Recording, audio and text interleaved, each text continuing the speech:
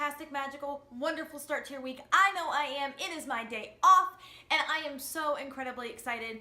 I had to work all weekend. I hadn't had a day off since last Thursday, and I needed it. Like, I just need that recharge. I need the day off. I need to relax.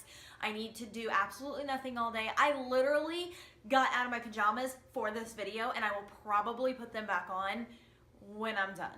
I'm just saying. Like, I figured it was not completely appropriate to be filming in my pajamas, even though I've done it before.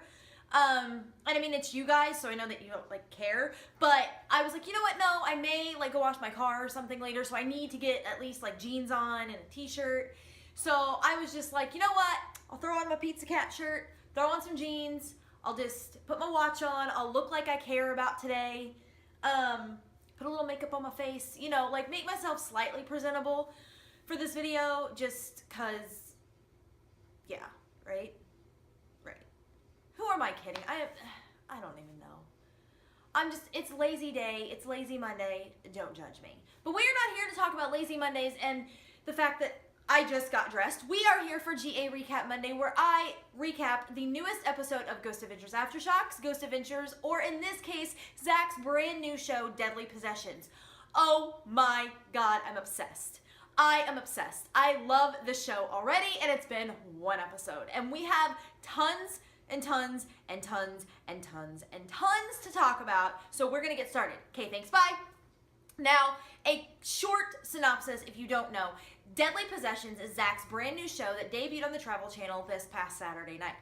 And it follows Zach while he talks about some of the most haunted possessions in the world. He has a museum that houses all of the stuff that he has collected over the years or that has been donated to him over the years, and it's ran by a team of people. We got to see his mom on this show, which is really awesome. I think that she helps him out there.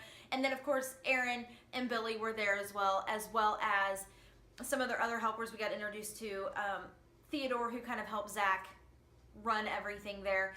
And it's just an incredible place. I want to go see it, even though I'm terrified because they have a doll room. No. One room I won't be seeing. But he is all about the haunted possessions. He loves trigger objects. He's a big fan of that, and he's collected so much stuff over the years that now he houses it all in a museum after having so many negative experiences while putting this stuff in his house.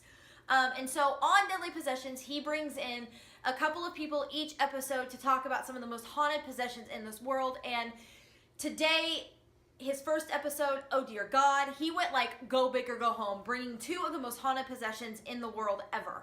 Robert the Doll and the Dybbuk Box. So we will first start with Robert the Doll, saving the best for last. But Robert the Doll is a doll who was owned by a boy named Robert Eugene Otto. He was given to him as a gift. And him and Robert, he named him after himself and began going by his middle name, Gene.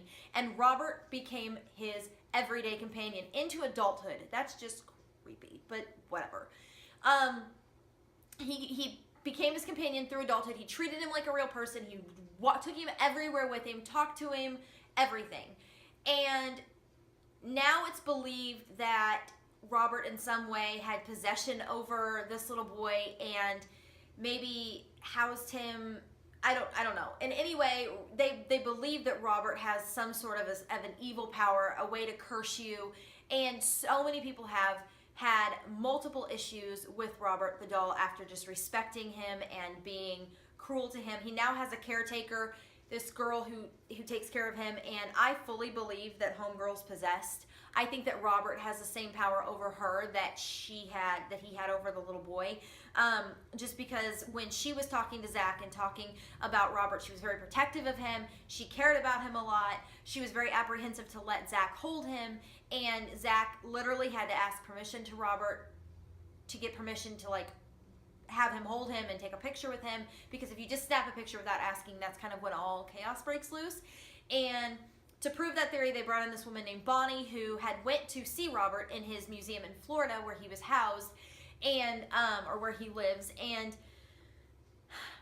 she explained how she had taken a picture without permission, and then told Robert that he was very handsome, and then this guy behind her made a derogatory comment. She took the full force of whatever evil came out of Robert, and Driving home 3 days later, she was in a car accident. Later in the day, driving back from everything, she was in another car accident. 3 days after that, she fell off. They live in a houseboat. She fell down the stairs of her boat, broke her back. So she came to the museum to see Robert, with Zach's museum, to see Robert, to ask for his forgiveness, to beg for her life back, because this doll had just cursed her and made her life like a living hell for like the last 2 years.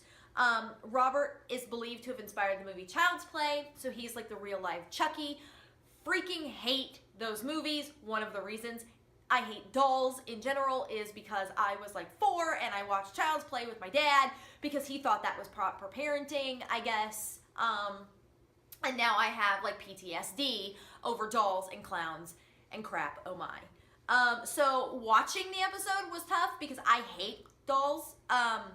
They scare me to death. They are soul stealers. I've said it once, I'll say it again. They look into your eyes and it just feels like I had severe anxiety. Like, I watched it for the sake of watching it, but you can tell like because I just got to sit down and watch it in the last couple of hours, because I've just been so busy this weekend working and stuff. I hadn't had time to sit down and watch it. You can see that I'm still like, because I absolutely hate them. They scare me to death. My kids have like American Girl dolls, and even those creep me out. And there's like nothing wrong with them, I know that, but they just, boom. Like I don't do dolls. And so it was cool to get the backstory on Robert the doll. I mean, everybody knows Robert the doll, but it was cool to get that backstory, but it still scared the living bejeezers out of me. But it was cool to like catch everything. Now, the second half of the video, we're going to talk about something that's famous around here. It's called the Dybbuk box. Now, it's famous around here because I live about an hour and a half south of Kirksville, Missouri, where the Dybbuk box lives, or lived. And the current owners of the Dybbuk box is in Kirksville, Missouri, which is like I said, an hour and a half north of me. So it's famous around here. When the Dybbuk box first came to Missouri, I remember people talking about it. Everybody knew about it. They had a movie come out that I cannot think. Possession, was that what it was called? It was a movie that came out a couple of years ago that kind of was around the Dybbuk box and was inspired by the Dybbuk box. And so that's kind of what really made big headlines. And then it's in Kirksville, and that box is no effing joke. The Dybbuk box was originally created by a woman, a Holocaust survivor, who created the box to help her cope with the grief of the Holocaust. A Dybbuk is a spirit that has unfinished business, and they believe that a Dybbuk is housed in the box, said name Dybbuk box. Nothing good has ever come out of this box. Nothing good has ever come out of anybody owning this box. The original owner of the box, who got it from the Holocaust survivor's family, believes that this had a role in killing his mother. He gave the box to her unknowing of its history. On her birthday, she had a stroke, and then shortly after, passed away. And it was just pure evil. She describes the box as pure evil. The current owner, Jason Haxton, keeps the box in a military safe in the ground. What the hell? This was discovered. It was discovered after that from the current owner, or from the previous owner, Kevin, that Jason, the current owner, had been keeping it in his basement, and someone actually died in his basement sitting over the Dybbuk box. So there's been several people who have died around it, and now Jason keeps it buried underground on 26 acres of land, probably for a reason.